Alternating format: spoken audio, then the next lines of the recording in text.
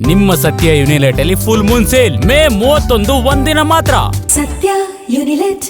ನಮ್ಮ ಮೇಲೂ ಇಡಿ ಅಧಿಕಾರಿಗಳಿಂದ ದಾಳಿ ಆಗಬಹುದು ಅಂತ ಹೇಳಿ ಬಾಗಲಕೋಟೆಯಲ್ಲಿ ಮಾಜಿ ಸಚಿವ ಮುರುಗೇಶ್ ನಿರಾಣಿ ಈ ರೀತಿಯಾದಂತಹ ಹೇಳಿಕೆಯನ್ನ ಕೊಟ್ಟಿದ್ದಾರೆ. ಅಂದ್ರೆ ಪ್ರಿಯಾಂಕ್ ಖರ್ಗೆ ಹೇಳಿಕೆಗೆ ಮುರುಗೇಶ್ ನಿರಾಣಿ ತಿರುಗೇಟನ್ನ ಕೊಟ್ಟಿದ್ದಾರೆ.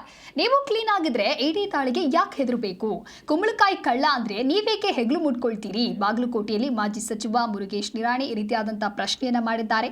ಕ್ಲೀನ್ ಇದ್ರೆ ಯಾವ ಇಡಿ ಬಂದರೂ ಕೂಡ ಹೆದರುವಂತ ಅವಶ್ಯಕತೆ ಇಲ್ಲ.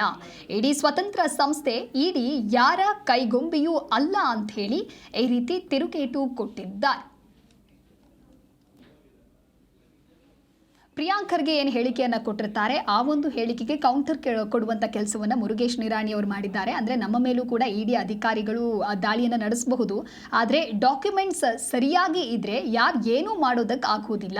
ನೀವು ಕ್ಲೀನ್ ಆಗಿದ್ದರೆ ಇಡಿ ದಾಳಿಗೆ ಹೆದರುವಂಥ ಅವಶ್ಯಕತೆಯೇ ಇಲ್ಲ.